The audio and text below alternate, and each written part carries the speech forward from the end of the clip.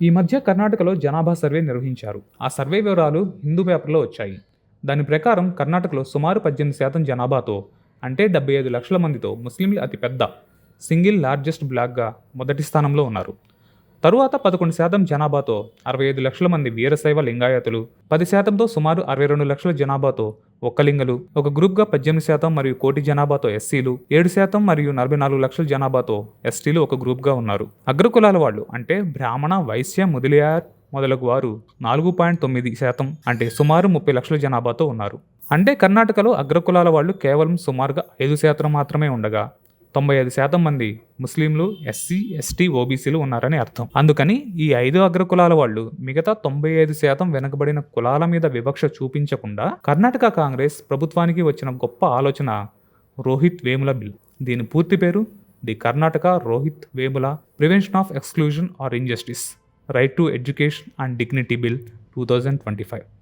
ప్రస్తుతానికి రాహుల్ కాంగ్రెస్ నేతృత్వంలోని కర్ణాటక ప్రభుత్వం ప్రతిపాదించిన రోహిత్ వేముల బిల్లు ఇంకా అధికారికంగా ఆమోదించబడలేదు. దాని తుది రూపం అధికారికంగా ప్రచురించబడలేదు. అయితే ప్రింట్ మీడియా, సోషల్ మీడియా మరియు నెట్లో జరుగుతున్న చర్చల ఆధారంగా దానిలో ఉండే కొన్ని కీలక నిబంధనలను ఇప్పుడు తెలుసుకుందాం. కాంగ్రెస్ ప్రభుత్వానికి పూర్తి మెజారిటీ ఉంది కాబట్టి సుప్రీంకోర్టు తాజా ఆదేశాల ప్రకారం గవర్నర్ కొంత సమయానికి మించి బిల్లు అడ్డుకునే అధికారం లేదు. కాబట్టి ఈ బిల్లు త్వరలోనే అమలు కావచ్చు. రోహిత్ వేముల బిల్లులోని కొన్ని ముఖ్యమైన అంశాలు: కుల ఆధారిత వివక్ష లేదా విద్యా సంస్థల్లో ఎక్స్క్లూజన్ను నాన్ బెయిలబుల్ నేరాలుగా వర్గీకరిస్తుంది. బెయిల్ కోసం న్యాయస్థానాన్ని ఆశ్రయించాలి. వారెంట్ లేకుండా కేవలం ఫిర్యాదు ఆధారంగా పోలీసులు అనుమానితుడిని అరెస్ట్ చేయవచ్చు. అగ్రకులాలు తప్ప మిగతా అందరూ పీడితులే అనే విధంగా సంరక్షిత సమూహాల నిర్వచనం విస్తృతపరిచి గతంలో ఉన్న ఒక ఎస్సీ, ఎస్టీలకు మాత్రమే గల చట్టపరమైన రక్షణ ఇప్పుడు ఓబీసీలు, మైనారిటీలకు కూడా సంరక్షిత సమూహాలుగా చేర్చి వివక్ష నుండి రక్షణ ఇస్తుంది. ఈ కేసులో శిక్షలుగా మొదటి నేరం కోసం 1 సంవత్సరం జైలు, 10,000 రూపాయల జరిమానా, పునరావృత నేరాలకు 3 సంవత్సరాల జైలు, ₹1,00,000 జరిమానా, నేరం రుజువు కాకముందే బాధితులకు ఫిర్యాదు దాఖలైన వెంటనే ₹1,00,000 పరిహారం, ఒక్క నేరం చేసినట్లు చెప్పబడేవాడు మాత్రమే కాకుండా ఆ నేరాన్ని అడ్డుకోని వ్యక్తి కూడా ఈ చట్టం ప్రకారం శిక్షార్హుడే. ఈ బిల్లుపై సోషల్ మీడియాలో బోలెడు సందేహాలు తలెత్తుతున్నాయి. ఎడ్యుకేషన్ మరియు డిగ్నిటీ అనే పదాలు బిల్లులో పేరులో ఉన్నాయి కాబట్టి ఇది ఒక్క విద్యా సంస్థలో వివక్ష మాత్రమే కాక సాధారణ వివక్ష సంఘటనలు కూడా కవర్ అవుతాయా?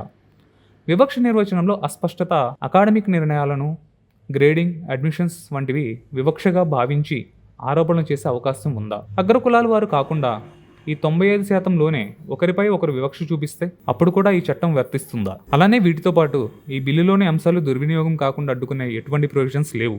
దానివల్ల ఈ బిల్లు అడ్డం పెట్టుకొని 5% ఉన్న అగ్రవర్ణాల వారి మీద తప్పుడు ఫిర్యాదులు చేసే తక్షణ అరెస్టులకు దారి తీయవచ్చు. వివక్ష ఆరోపణల భయంతో అగ్రకుల విద్యార్థులు, ఉపాధ్యాయులు ఉన్నత విద్యాలయాలలో జాయిన్ కాలేకపోవచ్చు లేదా స్తబ్దుగా ఉండాల్సి రావచ్చు. అగ్రకుల అమ్మాయిని పెళ్లి చేసుకుంటాను అనే అభ్యర్థనని తిరస్కరిస్తే వివక్ష ఆరోపణతో ఆ అమ్మాయిని, తల్లిదండ్రులను కూడా జైలుకు పంపే ప్రమాదం ఉండవచ్చు. బిల్లులో దుర్వినియోగ నిరోధక క్లాజులు లేవు కాబట్టి వ్యక్తిగత శత్రుత్వాలను కుల వివక్షగా మార్చి ఆరోపణలు చేసే అవకాశం ఉంది. బిల్లు ఇంకా చట్టం కాలేదు కాబట్టి ఈ బిల్లుపై విస్తృతంగా చర్చ జరిగి తగు సవరణలు జరిగేట్లు చూడడం అవసరం.